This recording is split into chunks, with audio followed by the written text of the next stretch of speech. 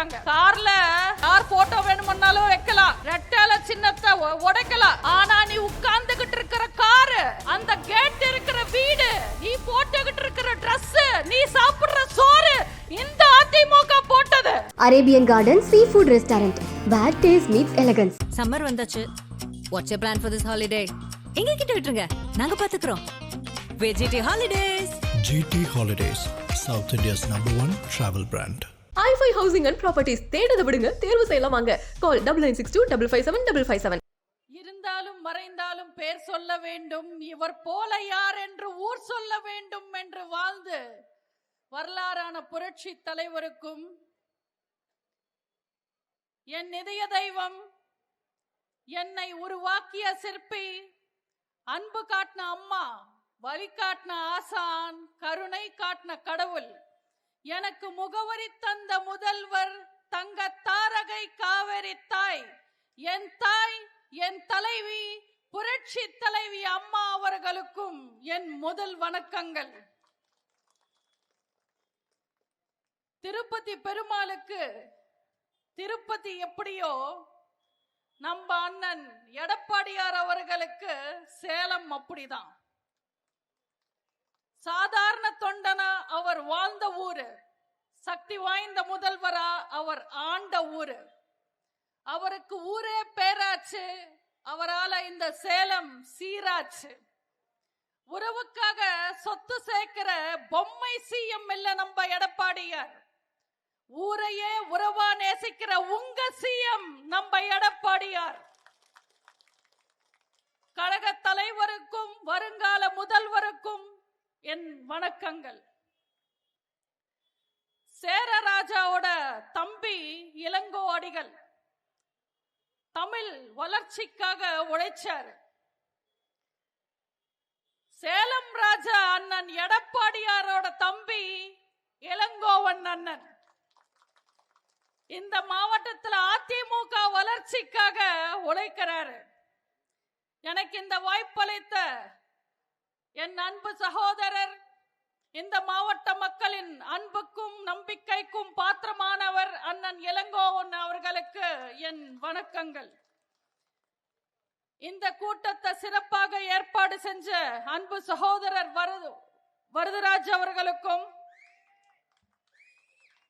அன்பு சகோதரர் ராஜாமுத்து எம்எல்ஏ அவர்களுக்கும், அன்பு சகோதரர் மணி எம்எல்ஏ அவர்களுக்கும், அன்பு அக்கா சித்ரா எம்எல்ஏ அவர்களுக்கும், அன்பு சகோதரர் சுந்தரராஜன் அவர்களுக்கும், நன்றி உரையாற்ற இருக்கின்ற அன்பு சகோதரர் பெருமாள் அவர்களுக்கும், என் மேல தனிப்பட்ட அக்கறையும் பாசமும் கொண்ட அக்கா லலிதா அவர்களுக்கும், நான் சேலத்துக்கு வந்தாலே என சிறப்பாக பார்த்துக்கிட்டு என் மேல அன்பு காட்டுற அன்பு சகோதரர் பாண்டியண்ணன் அவர்களுக்கும், நம்ம எல்லாரும் ஒரே குடும்பம், உங்க ஒவ்வொருத்தங்களுக்கும் நான் தனிப்பட்ட முறையில வணக்கம் வச்சதா நினைச்சுக்கங்க. நம்மளுக்குள்ளார அந்த ஃபார்மாலிட்டி எல்லாம் இல்ல. மேடையில் அமர்ந்திருக்கிற தலைவர்களுக்கும் கீழே அமர்ந்திருக்கிற தொண்டர்களுக்கும், என் பேச்சை ஆவலுடன் கேட்க வந்திருக்கும் தாய்மார்களுக்கும் பெரியோர்களுக்கும், உள்ளது உள்ளபடி நல்லபடி கூறும் ஊடக நண்பர்களுக்கும், மரியாதைக்குரிய காவல்துறை அதிகாரிகளுக்கும், புரட்சி தலைவரின் ரத்தத்தின் ரத்தமான புரட்சி தலைவியின் உயிரினும் மேலான கழக உடன்பிறப்புகள் அத்தனை பேருக்கும் என் அன்பான வணக்கம். சேலம்னாலே சிறப்பு. இங்க அதிமுக காரங்க நெருப்பு. விவசாயிகளுக்கு மேட்டூர் மாம்பழம் இனிக்கிற ஸ்வீட்டூர். சேரமன்னன் ஆண்ட ஊரு, திப்பு சுல்தான் மாண்ட ஊரு, சினிமாவுக்கு சொந்த ஊரு, 6 முதல்வர்களை தந்த ஊரு. இப்படி சேலத்தை பத்தி எத்தனையோ சிறப்புகளை பேசலாம். ஏன்னா அத்தனை சிறப்புகள் இந்த சேலத்தை சுத்தி இருக்கு. சேலம் மக்களை சந்திக்கிறது எப்பவுமே என் இதயத்துக்கு இனிப்பா இருக்கும். ஏன்னா நீங்க தட்டுற கைத்தட்டல் என் காத பொழக்கும். இந்த இனிமையான சேலம் மக்களுக்கு, வீரபாண்டி தொகுதி மக்களுக்கு என் அன்பான வணக்கங்களை தெரிவிச்சுக்கிறேன். சில தவிர்க்க முடியாத காரணங்களால சில கூட்டங்களை நான் தவிர்த்து வந்தேன். கொஞ்சம் உடம்பும் மனசும் சரியில்லாம சில மாத்திரை மருந்து எடுக்க வேண்டியதா போச்சு. அந்த நேரத்துல நம்ம அண்ணன் இளங்கோவன் அவர்கள் போன் பண்ணாங்க. சகோதரி, சேலத்துல மீட்டிங் இருக்கு, வந்துடுங்க அப்படின்னு கூப்பிட்டாரு. இந்த முறை வேற யாரையாவது வச்சு நடத்துங்கன்னு சொன்னேன். இல்ல நீங்க தான் வரணும், கிளம்பி வாங்கன்னாரு. இல்லன்னு உடம்பு சரியா இல்ல, மாத்திரை மருந்தெல்லாம் சாப்பிடுற, சரியாகலன்னு சொன்னேன்.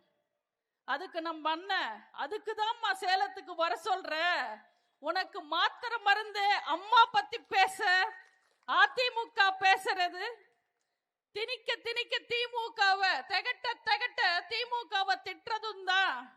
உடனே சேலத்துக்கு கிளம்பி வாங்க, சேலத்துல கால் பட்டா எல்லாமே சரியாயிடும்னு சொன்னாரு. நான் ஒரு அரை மனசோட தான் இந்த மீட்டிங் ஒத்துக்கிட்டேன். ஆனா மீட்டிங்காக பாயிண்ட்ஸ் எடுக்க எனக்குள்ளார ஒரு தெம்பு வந்தது.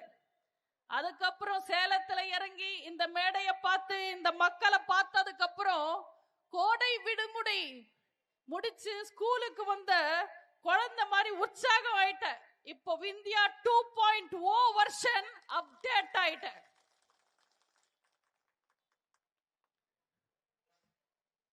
நம்ம புரட்சி தலைவி அம்மாவை எல்லாரும் தெய்வம்னு சொல்லுவாங்க. ஆனா நான் தேவதைன்னு சொல்லுவேன். தெய்வம் எப்பவுமே ஒரு படி மேல இருக்கும், தேவதை நம்ம கூடவே இருக்கும். சிவனை நினைச்சா முக்தி கிடைக்கும்னு சொல்லுவாங்க. எனக்கு புரட்சி தலைவி அம்மாவை நினைச்சா சக்தி கிடைக்கும். நம்ம அம்மாவோட சிரிப்பை விட பெரிய மயக்க மருந்து கிடையாது. நம்ம அம்மாவோட சிரிப்பு நம்மள அப்படி மயக்கும். நம்ம அம்மாவோட கண்கள் விட பெரிய காந்தம் கிடையாது. நம்ம அம்மாவோட கண்கள் அப்படி இழுக்கும். நம்ம அம்மாவோட வார்த்தையை தவிர பெரிய வார்த்தை கிடையாது, அது நம்மள அப்படி கட்டி போடும். நம்ம அம்மாவோட அன்பு தவிர பெரிய அன்பு கிடையாது, அந்த அன்பு உன்னை ராஜா மாதிரி வச்சுக்கும். நம்ம அம்மாவோட விரலை விட சிறந்த விரல் கிடையாது, அந்த விரல் உன்னை சுட்டி காட்டினா உலகமே உன்னை திரும்பி பார்க்கும். அப்படி தேவதையா இருந்து தமிழ்நாட்டு மக்களை பார்த்துக்கிட்டவங்க நம்ம புரட்சி தலைவி அம்மா. அம்மா அண்ணா தமிழ்நாட்டுக்கு வரோம், திமுகக்கு ஜுவரம். கோவப்பட்ட சிங்கம், குணத்துல தங்கம். அப்படிப்பட்ட அம்மாவோட பிறந்த நாள் வருஷத்துல ஒரே நாள் வரும். ஆனா அம்மாவோட நினைவுகள் என்னோட வாழ்க்கை முழுசா இருக்கும். ஹாப்பி பர்த்டே அம்மா. அம்மா பிறந்த நாள் கூட்டத்துல பேசுற வாய்ப்பு கொடுத்த அண்ணன் இளங்கோவன் அவர்களுக்கு இன்னொரு முறை நன்றி சொல்லிக்கிறேன். அம்மாவின் ஆட்சி தமிழ்நாட்டின் பொற்கால ஆட்சி. 2016 234 தொகுதியிலையும் ரெட்டேல போட்டியிட்டது. அதுல 136 தொகுதியில ஜெயிச்சு மெஜாரிட்டி ஆட்சி அமைச்சாங்க அம்மா. தமிழ்நாட்டு சரித்திரத்திலேயே ஒரே சின்னத்துல 234 தொகுதியிலையும் ஒரே சின்னத்துல போட்டியிட்டு அவ்வளவு பெரிய மெஜாரிட்டியோட ஆட்சி அமைச்ச ஒரே கட்சி, ஒரே தலைவர் அம்மா மட்டும்தான். எவ்வளவு பெரிய வெற்றிக்கு காரணம் 3. 1 புரட்சி தலைவர், 2 ரெட்டேல, 3 புரட்சி தலைவி அம்மாதான். நம்ம அம்மாவோட உழைப்பு, நம்ம அம்மாவோட துணிச்சல், நம்ம அம்மாவோட திட்டமிடல், நம்ம அம்மாவோட தைரியம், நம்ம அம்மாவோட வீரம், நம்ம அம்மாவோட பண்பு, நம்ம அம்மா தமிழ்நாட்டு மக்கள் மேல வச்சிருந்த அன்புன்னு இந்த வெற்றிக்கு காரணம் அம்மா. அம்மா அம்மான்னு 1000 காரணங்கள் சொல்லலாம். ஆனா எல்லாரும் அப்படியா? அத்தனை சாதனைகள் தமிழ்நாட்டுல செஞ்சிருக்காங்களா? பசி தீர்ந்த உடனே சோர் போட்ட தாய மறக்கிறவங்களுக்கும், ஆட்சி பிடிச்ச உடனே ஓட்டு போட்ட மக்களை மறக்கிறவங்களுக்கு சமாதிக்கு கூட இடம் கிடைக்காதுன்றது வரலாறு. ஆனா நம்ம அம்மா ஆட்சி கொடுத்த மக்களுக்கு கொடுத்த வாக்குறுதிகள் அத்தனையும் நிறைவேற்றினாங்க. சொல்லாததையும் தமிழ்நாட்டு மக்களுக்கு எவ்வளவோ செஞ்சாங்க நம்ம அம்மா. அம்மாவின் ஆட்சி மக்களுக்காக மக்களே தேர்ந்தெடுக்கப்பட்ட மகிழ்ச்சியான மன்னராட்சியா இருந்தது. எம்எல்ஏக்களும் மந்திரிகளும் தப்பு செய்ய பயந்தாங்க. எதிரிகள் எதிர்த்து நிக்க பயந்தாங்க. டெல்லி அரசு கேட்டதெல்லாம் கொடுத்தது. தேவையில்லாதது நம்ம அம்மாவே சொல்லி தடுத்தாங்க. மாணவர்களுக்கு விலையில்லா மடிக்கணினி கொடுத்தாங்க. ஏன்னா அப்பதான் படிப்பு வளரும்னு நம்ம அம்மாக்கு தெரியும். ஏழைங்களுக்கு உணவு கம்மியான விலையில கொடுத்தாங்க. ஏன்னா அப்பதான் உழைப்பு வளரும்னு நம்ம அம்மாக்கு தெரியும்.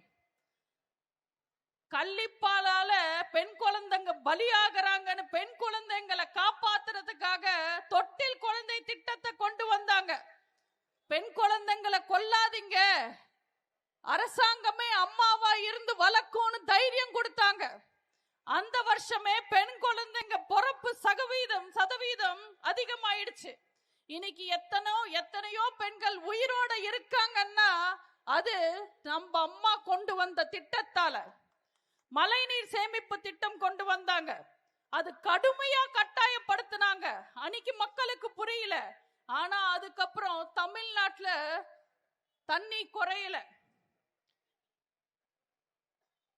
ஒரே ஒரு எம்பி சீட்டுக்காக மொத்த இனத்தையும் அடமானம் வச்சு அறிவாலயத்துல அடிமையா இருக்கிற தலித் தலைவர் திருமாவிலிருந்து எந்த ஜாதி கட்சி தலைவர்களும் யோசிக்காத ஒரு விஷயத்தை நம்ம அம்மா யோசிச்சாங்க.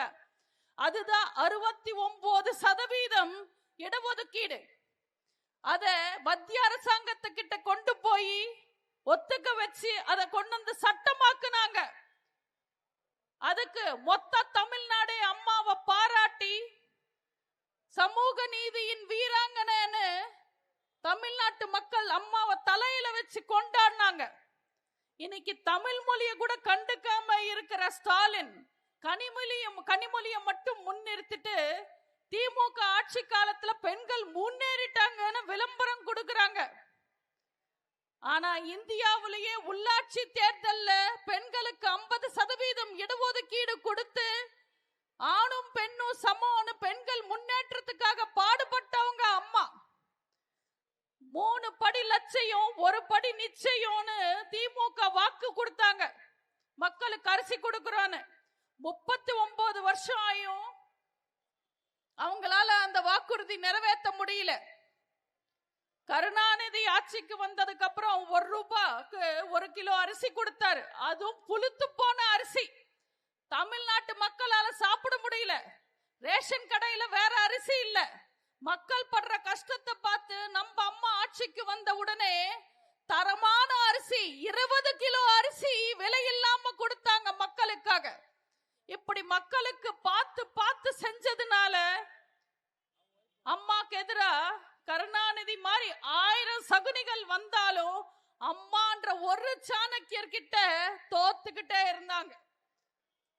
தோக்கடிக்க முடியாத சக்தியா அம்மா விஸ்வரூபம் எடுத்தாங்க. அதுக்கு ஒரே காரணம், மக்களால் நான் மக்களுக்காகவே நான் நம்ம அம்மா வாழ்ந்தாங்க.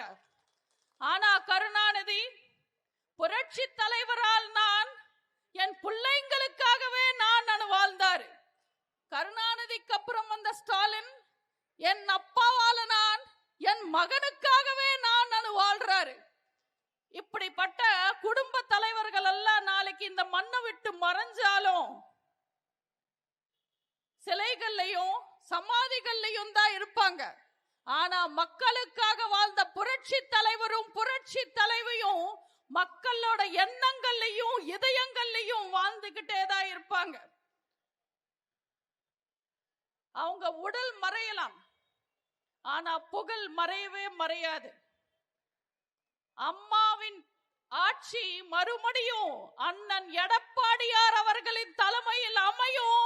அப்பதான் நம்ம அம்மாவோட ஆன்மா சாந்தி அடையும். அம்மாக்கு அப்புறம் அண்ணனா இருந்து நம்ம இயக்கத்தை காத்து நிக்கிற எல்லை சாமி நம்ம அண்ணன் எடப்பாடியார்.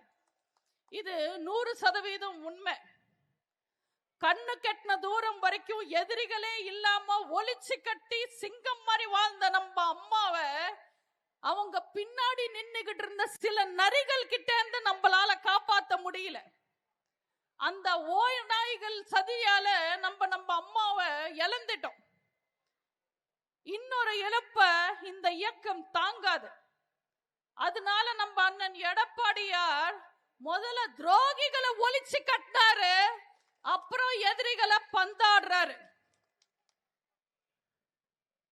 எத்தனையோ பேர் நம்ம அண்ணன் எடப்பாடியார் கிட்ட வந்து சொன்னாங்க, சில துரோகிகளை மன்னிச்சிடுங்க, கூட வச்சுக்கங்க, சேர்த்துக்கங்கன்னு. எனக்கு தெரியாம தான் கேக்குற, துரோகின்னு தெரிஞ்சதுக்கு அப்புறம் எப்படி மன்னிக்கிறது? அவங்க செஞ்சது சாதாரணமான துரோகமா? எத்தனை துரோகம்!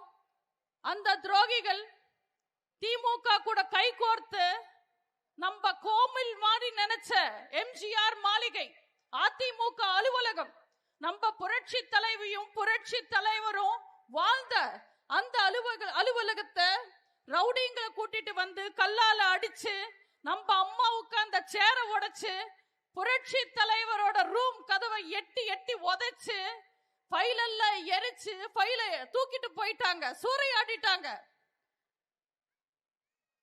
கட்சியை உடைக்க பார்த்தாங்க, ரெட்டேல சின்னத்தை முடக்க பார்த்தாங்க. கோட்டா போய் கேஸா போட்டு திமுக கூட கை கோர்த்து அதிமுகவையே அழிக்க பார்த்தாங்க. அவங்க என்ன செஞ்சாலும் நம்ம அண்ணன் எடப்பாடியார் அசரவே இல்லை. அவங்க இறங்கி அடிச்சா நம்ம அண்ணன் ஏறி அடிச்சாரு. சண்டையில தோத்த உடனே சமாதான டிராமா போட்டாங்க. எங்களை மன்னிச்சிடுங்க, சேர்த்துக்கங்கன்னு அழுதாங்க, ஆர்ப்பாட்டம் பண்ணாங்க, கெஞ்சினாங்க, கூத்தடிச்சாங்க. அது எல்லாமே நடிப்புன்னு நம்ம அண்ணன் எடப்பாடியார் அவர்களுக்கு நல்லா தெரியும், எங்க எல்லாருக்கும் நல்லா தெரியும். ஆனா ஒட்டுமொத்த தமிழ்நாட்டு மக்களுக்கும் தெரியணும் இல்ல? அதனாலதான் நம்ம அண்ணன் பொறுமையா காத்திருந்தார். இன்னைக்கு தமிழ்நாட்டு மக்களுக்கு புரிஞ்சிடுச்சு இல்ல? இந்த ஓபிஎஸ், வைத்தியலிங்கம், மனோஜ் பாண்டியன் இவங்க எல்லாரும் திமுக கைகூலிங்க, இப்ப அங்கதான் போய் சேர்ந்து இருக்காங்கன்னு. அவங்க நிறம் இல்ல, உண்மையான நிறம் என்னன்னு தமிழ்நாட்டு மக்களுக்கு புரிஞ்சிடுச்சு இல்ல? இவங்கள ஒருவேளை மன்னிச்சு நம்ம கூட வச்சிருந்தா அவங்க அதிமுக கரவேட்டி கட்டிக்கிட்டு திமுகவுக்கு வேலை பார்த்திருப்பாங்க. எவ்வளவு பெரிய ஆபத்துல இருந்து நம்மளையும் இயக்கத்தையும் காப்பாத்தினாரு நம்ம அண்ணன் எடப்பாடியார். சாதாரணமா பனி விலகுனா சூரியன் தெரியும், ஆனா நம்மள விட்டு சில சனி விலகினதுனால சூரியன் மறையும். ஒவ்வொரு அதிமுக தொண்டருக்கும், இரட்டை இலையை இதயமா நினைச்சு வாழ்ற தொண்டர்களுக்கும் புரட்சி தலைவர் தான் தெய்வம், புரட்சி தலைவி தான் அம்மா. ஒவ்வொரு அடிமட்ட தொண்டனும் அவ்வளவு விசுவாசமா இருப்பான். ஆனா எம்எல்ஏ பதவியிலிருந்து முதலமைச்சர் பதவி வரைக்கும் மொத்த பிச்சையும் அதிமுகல வாங்கிக்கிட்டு புரட்சி தலைவரும் புரட்சி தலைவியும் உயிரோட இருக்கிற கடைசி நிமிஷம் வரைக்கும் அவங்க புகழ கலங்கப்படுத்தணும்னு நினைச்ச, அசிங்கப்படுத்தணும்னு நினைச்ச எதிரி திருட்டு திமுக கூட போய் எப்படி இவங்க எல்லாம் கை கோர்த்து நிக்கிறாங்க? அவ்வளோ பதவி ஆசை, அவ்வளோ பதவி வெறி, அவ்வளோ பண வெறி. இவங்க எல்லாரையும் மக்கள் மன்னிக்க மாட்டாங்க. புரட்சி தலைவரை அழிக்க நினைச்ச கருணாநிதிக்கு ஏற்பட்ட நிலைமை, புரட்சி தலைவியை முடக்க நினைச்ச ஸ்டாலினுக்கு ஏற்பட்ட நிலைமை, இன்னைக்கு இந்த கழகத்துக்கும் அண்ணன் எடப்பாடியாருக்கும் துரோகம் செஞ்ச அத்தனை பேருக்கும் என்ன அழிவு வரப்போகுதுன்னு நீங்க எல்லாரும் இந்த தேர்தல்ல பார்க்கதான் போறீங்க. நாங்க ஒட்டடை அடிக்க கூட உதவாதுன்னு ஒதுக்கி வச்ச விளக்குமாறெல்லாம் வெட்டி வேறேன்னு நினைச்சுக்கிட்டு கழுத்துல போட்டுக்கிட்டு சுத்துறாங்க ஸ்டாலினும் திமுகவும். இதுல சேகர் பாபு சொல்றாரு, எதிரியோட பொருள் எடுத்து எதிரிய போடணும்னு. ஐயா திமுக பூச்சாண்டிங்களா, நீங்க தூக்கிட்டு போயிருக்கிறதெல்லாம் அதிமுகவோட வெப்பன்ஸ் இல்ல, நாங்க ஒளிச்சு கட்டின பஃபூன்ஸ். ஆதாயத்துக்காகவும் அரசியல் லாபத்துக்காகவும் சம்பாதிச்ச சொத்தை பாதுகாக்கிறதுக்காகவும் இப்படி அசிங்கமான செயல் செய்யறாரு ஓபிஎஸ்.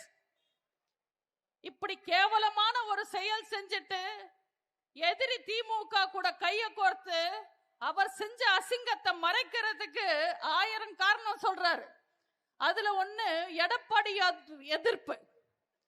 என்ன கட்சி பொறுக்கணிச்சிருச்சுன்னு சொல்றார். 4 வருஷமா நான் தனியா இருந்தேன். 4 வருஷமா தானே தனியா இருந்தீங்க. 40 வருஷம் அதிமுகவோட சொத்தை தானே சுரண்டி தின்னீங்க. அதெல்லாம் உங்க உடம்புல ஒட்டலையா? ஒருவேளை சோறு போட்டாலே உசுர கொடுக்கிறவன் மதுரைக்கார, அந்த ஊரோட பேரையே கெடுத்துட்டாரு. தூக்கு கயிறையும் மாலையையும் சமமா பாக்குறவன் தான் உண்மையான அரசியல்வாதின்னு சொன்னாரு தேவரையா.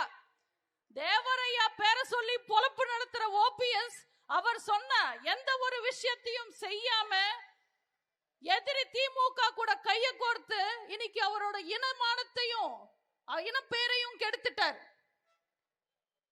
இத்தனை துரோகிகளையும் உங்களோட துணையோட, புரட்சி தலைவரோட கொள்கையோட, புரட்சி தலைவியோட ஆசையோட இத்தனை துரோகிகளையும் நாங்க இந்த தேர்தல்ல தோக்கடிக்க போறோம்.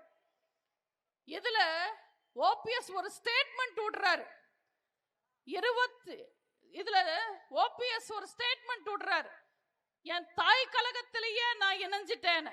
ஏதோ அவரோட அம்மா அவரை அறிவாலயத்திலே பொட்டு போட்ட மாதிரி. நான் 21 வருஷமா இந்த இயக்கத்துல இருக்கேன். அவர் மாதிரி வட்டம், மாவட்டம், எம்எல்ஏ, மந்திரி என்ற எந்த பதவியும் நான் அனுபவிக்கல.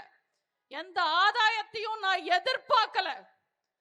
அம்மா வளர்ப்புல வளர்ந்த என்னால ஒரு நாள் கூட கருணாநிதிய கலைஞர்னு என்னால கூப்பிட முடியாது. இந்த இயக்கத்துல அத்தனை விஷயங்களையும் அனுபவிச்ச ஓபிஎஸ் இன்னைக்கு கலைஞர் தளபதி, குட்டி தளபதி, குட்டி குட்டி தளபதின்னு குனிஞ்சு நிக்கிறாரு. இதுக்கு அவர் உடம்பு கூசல. இதுல புதுசா திமுக கரவேட்டி கட்டிக்கிட்டு சுத்துறார். பெருமையா அவரோட கார்ல இருந்த அம்மாவோட போட்டோ கழட்டிட்டு ஸ்டாலின் போட்டோ வைக்கிறாரு.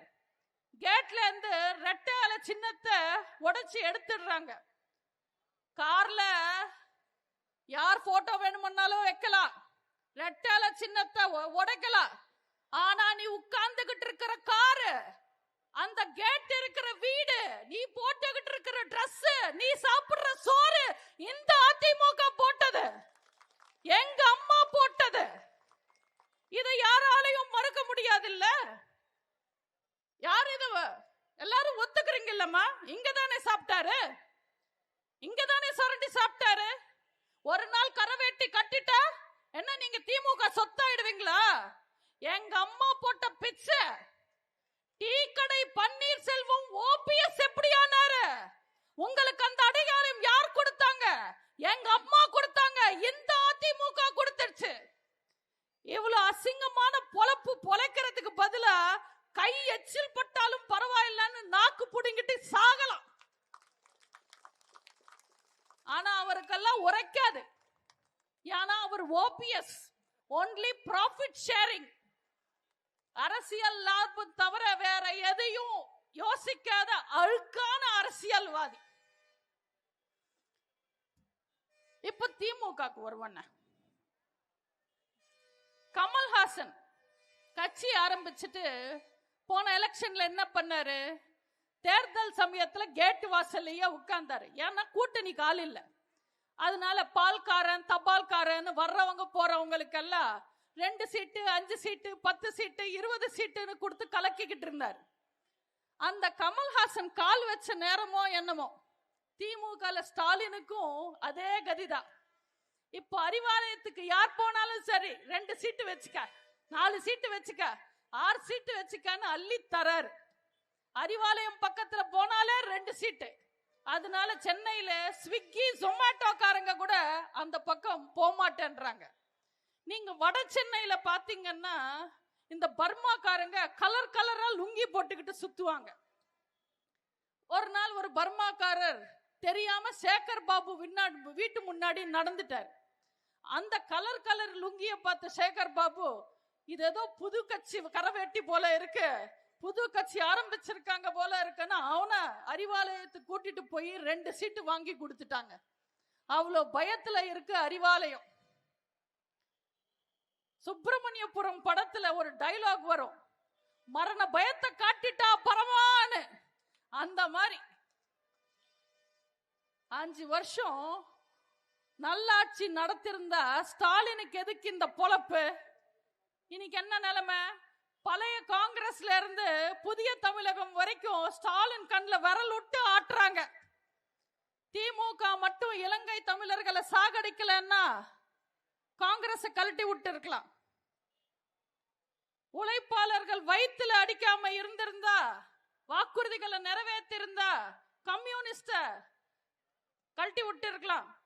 சமூக நீதியை காப்பாத்திருந்தா திருமாவை கழட்டி விட்டு இருக்கலாம். இந்துக்களையும் இந்து கடவுள்களையும் கேவலமா பேசாம இருந்திருந்தா சின்ன சின்ன மத கட்சிகள் எல்லாத்தையும் கழட்டி விட்டு இருக்கலாம். அவ்வளோ ஏன் திமுக கட்சிக்காரங்களை நம்பி அவங்கள வளர்த்திருந்தா அதிமுக அல்லக்கைங்க எல்லாரையும் கழட்டி விட்டு இருக்கலாம். ஆனா இது எதுவுமே செய்யாம வெறும் கூட்டணி கட்சிக்காரங்களை நம்பி எத்தனை நாளைக்கு தான் ஸ்டாலின் அரசியல் பண்ண போறாரு? 5 மூட்டை தூக்குறவங்க கூட 10 மூட்டைக்கு மேல தூக்க மாட்டாங்க. ஆனா இந்த ஸ்டாலின் ஒவ்வொரு தேர்தலையும் 10-15 கூட்டணி கட்சிகளை தூக்கும் போது எனக்கே பாவமா தான் இருக்கு. திமுகல இருக்கிற மந்திரிங்களே ஊழல் ஸ்பெஷலிஸ்ட். ஆனா அடுத்த கட்சியில இந்த ஆளை தூக்கும் போதும் கூட ஏன் ட்ரெயின்டு ஊழல்வாதிகளா ஸ்டாலின் தூக்குறாருன்னு எனக்கு தெரியல. ஏற்கனவே திமுகல இருக்கிற மந்திரிங்க பேசுற பேச்சுல ஸ்டாலினுக்கு தூக்கம் கெட்டு போச்சு. இதுல அவங்க கூட ஓபிஎஸ் வேற நல்லா பேசுவாரு. இதுக்கு மேல ஸ்டாலின் நல்லா தூங்குவாரு. ஓபிஎஸ் ஒரு ரிப்போர்ட்டர் கேட்டிருக்காங்க, எதுக்குங்க திமுகல சேர்ந்தீங்கன்னு. எடப்பாடியார் அதிமுகவை அழிச்சிடுவாருன்னு சொன்னாரு. சரி, நீங்க திமுகல சேர்ந்து என்ன செய்ய போறீங்கன்னு கேட்டா, நான் அதிமுகவை அழிச்சிடுவேன்னு சொன்னாரு. இப்படி வந்ததும் சரியில்லை, வாச்சதும் சரியில்லைன்னு தவிக்கிறாரு ஸ்டாலின்.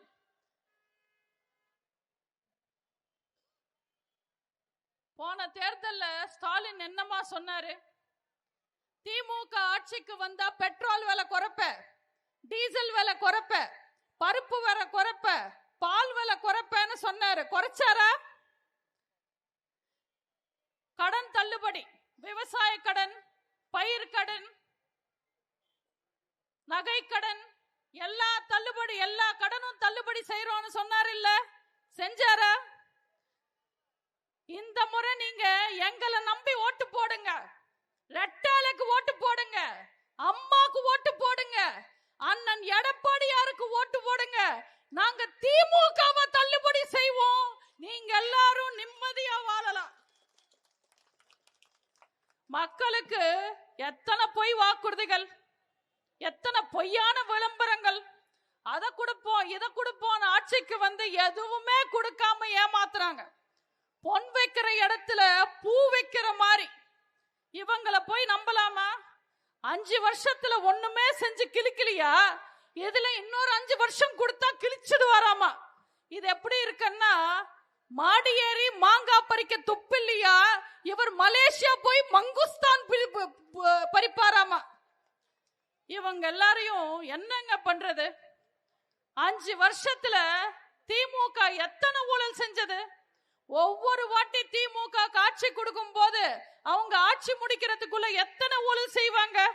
காத்துல ஊழல், கப்பல்ல ஊழல், அலைவரிசையில ஊழல், ஆள் எடுக்கிறதுல ஊழல், கரியில ஊழல், கடல்ல ஊழல், சரக்கடிக்கிற இடத்துல ஊழல், சாமி கும்பிடுற இடத்துல ஊழல், திரும்புற பக்கம் எல்லாம் ஊழல் ஊழல் ஊழல். இந்த ஊழல் நியூஸ பார்த்து மக்களே டயர்ட் ஆயிட்டாங்க. அதனால கண்டிப்பா இந்த திருட்டு திமுகவை இந்த தேர்தலோட ஒழிச்சு கட்டுவாங்க. என்கிட்ட ஒரு ரிப்போர்ட்டர் நண்பர் கேட்டாரு, அந்நியார் திமுகக்கு போயிட்டாங்களே அதனால உங்களுக்கு பாதிப்பான்னு. நான் அவருக்கு சொன்னேன், என்னைக்கு நாங்க அவங்கள சேர்த்துக்கிறோம்னு சொன்னோம், அவங்க போனா நாங்க வருத்தப்பட பாதிக்கப்படன்னு.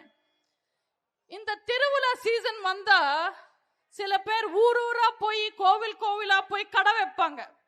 அந்த மாதிரி பிரேமலதா எலெக்ஷன் சீசன் வந்தா போதும் கட்சியை தூக்கிக்கிட்டு ஆபீஸா போய் பேரம் பேச ஆரம்பிச்சிடுவாங்க. தோல்ல துண்டு போட்டு கொள்கையை பேசின அரசியல்வாதிகளை நீங்க பார்த்திருப்பீங்க. துண்டு போட்டு பேரம் பேசுற ஒரே அரசியல்வாதி பிரேமலதா மட்டும்தான். நம்ம அண்ணன் எடப்பாடியார் தீர்க்கதர்சி. அதனாலதான் அவங்களுக்கு 2025 எம்பி சீட்டு கிடையாது, 2026 தரேன்னு சொன்னாரு. அவங்களுக்கு மட்டும் போன வருஷம் 2025 எம்பி சீட்டு கொடுத்திருந்தா அந்த எம்பி சீட்டும் வாங்கிக்கிட்டு மாறி போய் கூட்டணி வச்சிருப்பாங்க. இந்த அம்மா சின்ன வயசுலயே பெருமாள் கோயிலுக்கு போய் பொங்கல் வாங்கி சாப்பிட்டுட்டு பெரியார் கூட்டத்துக்கு போய் உட்காருவாங்களா. நம்ம அண்ணன் எடப்பாடியார் அவர்களுக்கு தெரியாத வித்தை முடிக்கிறதுக்கு முன்னாடி குரங்குக்கு வாழைப்பழம் கொடுக்க கூடாதுன்னு. நீங்க எல்லாரும் ரஜினி படம் அண்ணாமலை பார்த்திருப்பீங்க. அதுல ஒரு ஏல சீன் இருக்கும். அதுல ரஜினி சார் இஷ்டத்துக்கு கண்ணா பின்னான்னு ஏலத்தை ஏத்தி விட்டுட்டுவாரு, விலை ஏத்துவாரு.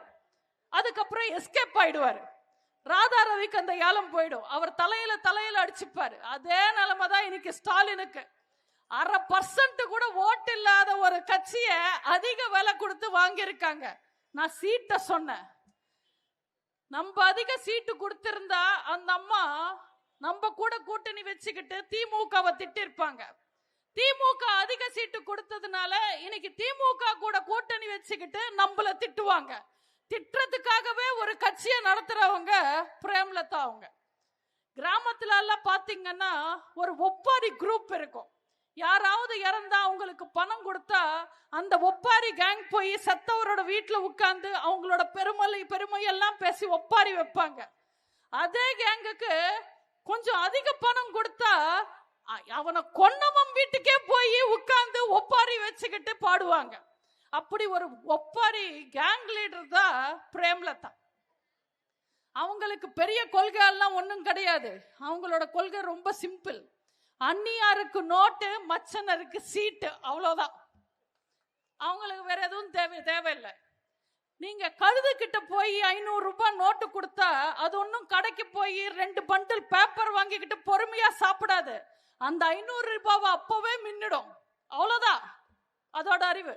அதே மாதிரிதான் தேமுதிக.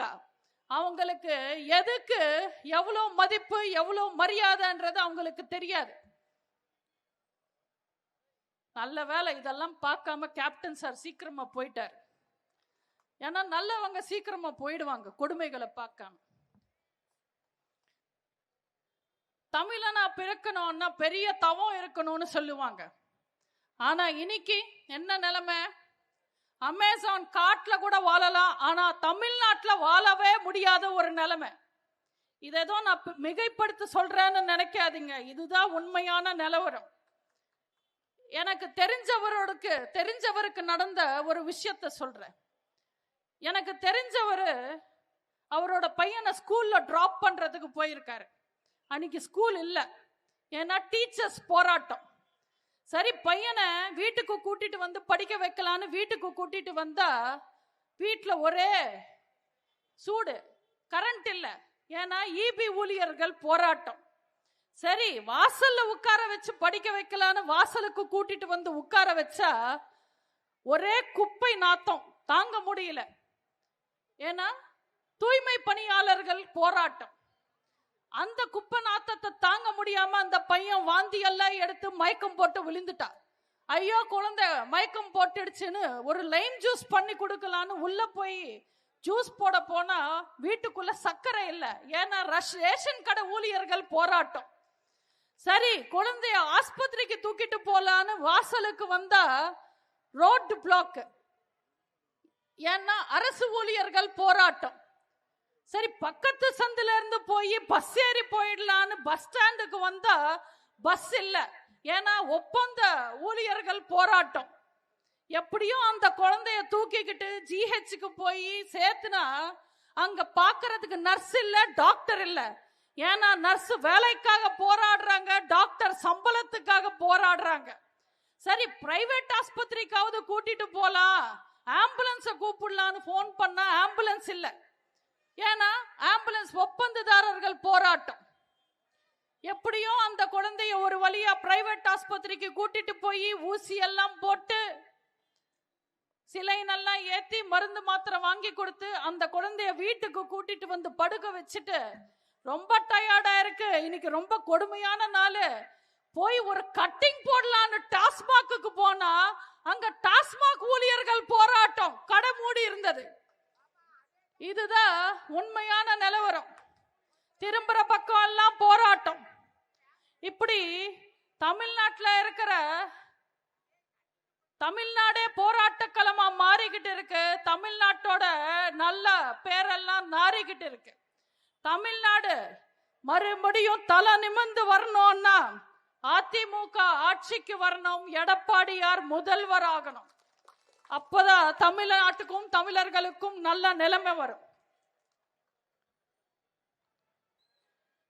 இந்த 5 வருஷ விடியல் ஆட்சியில நம்ம எத்தனையோ செய்திகள், எத்தனையோ சம்பவங்கள் எல்லாம் பார்த்திருக்கோம்.